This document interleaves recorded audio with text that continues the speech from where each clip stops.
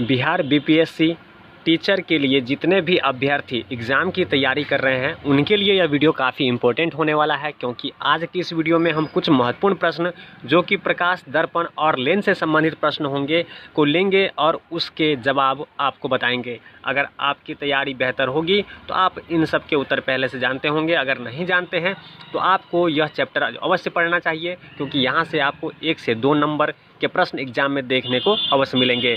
तो चलिए समय नष्ट न करते हुए हम प्रश्न को लेंगे, ताकि कम समय में आपकी अधिक से अधिक तैयारी हो सके। तो चलिए पहले प्रश्न की ओर बढ़ते हैं। प्रश्न देखते हैं कि निम्न में से कौन से दर्पण में वृहद दृष्टि क्षेत्र दिखेगा।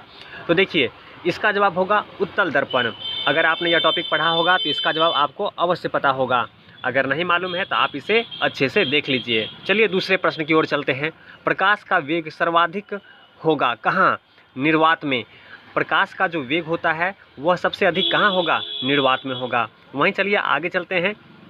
किस प्रभाव के कारण टंकी के पेंदे पर रखा सिक्का थोड़ा ऊपर उठा हुआ दिखाई देता है? जब भी आप देखते होंगे या फिर शीशा गिलास में जो पानी भरा होता है उसमें अगर आप सिक्का डालेंगे तो आप जब सामने से देखेंगे तो आपको ऐसा लगेगा कि सिक्का ऊपर उठा हुआ है, जबकि होता उसके बिल्कुल नीचे है, पर वह हमें थोड़ा ऊपर उठा हुआ दिखाई देता है। यह किस कारण से होता है? तो यह होता है अपवर्तन के कारण।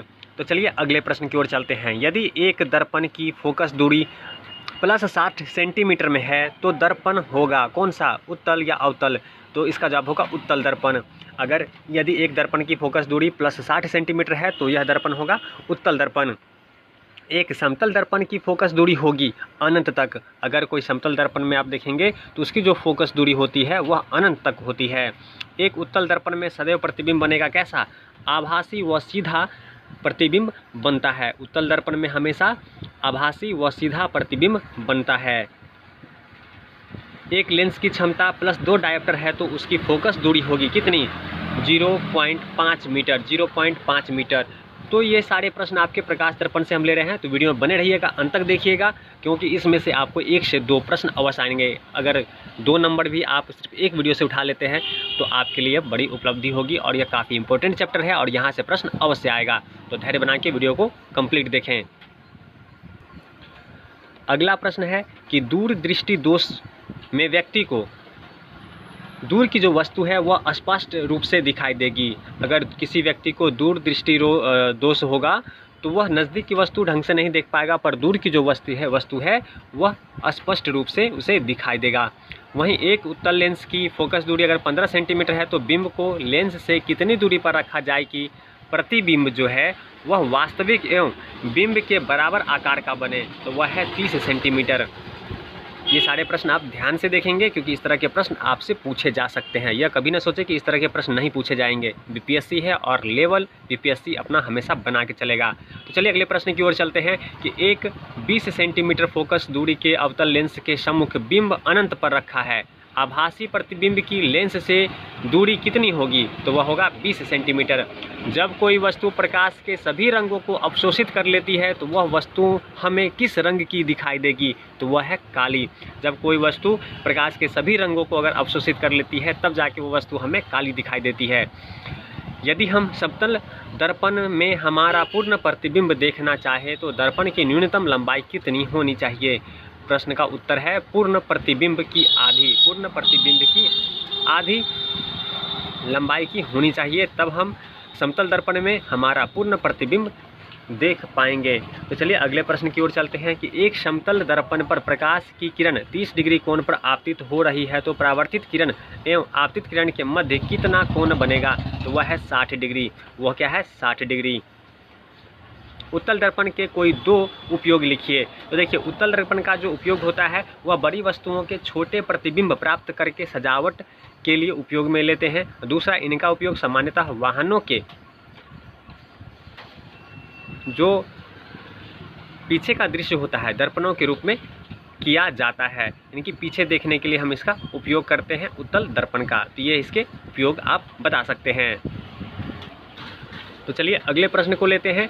उचित क्षमता का उत्तल लेंस लगाकर कौन सा दृष्टि दोष दूर किया जाता है? तो वह है दीर्घ दृष्टि दोष। मोतियाबिंद क्या है? व्यक्ति की आयु बढ़ने के साथ नेत्र लेंस की पारदर्शिता खत्म होने लगती है एवं उसका लचीलापन कम होने लगता है। इस कारण यह प्रकाश का परावर्तन करने लगता है एवं वस्तु स्पष्ट दिखाई नहीं देती। इस दोष को मोतियाबिंद कहते हैं। चलिए आगे प्रश्न लेते हैं कि एक शेविंग दर्पण में हमें अपना प्रतिबिंब कैसा दिखाई देता है? तो वो हमें आभासी, बड़ा और सीधा प्रतिबिंब दिखाई देता है।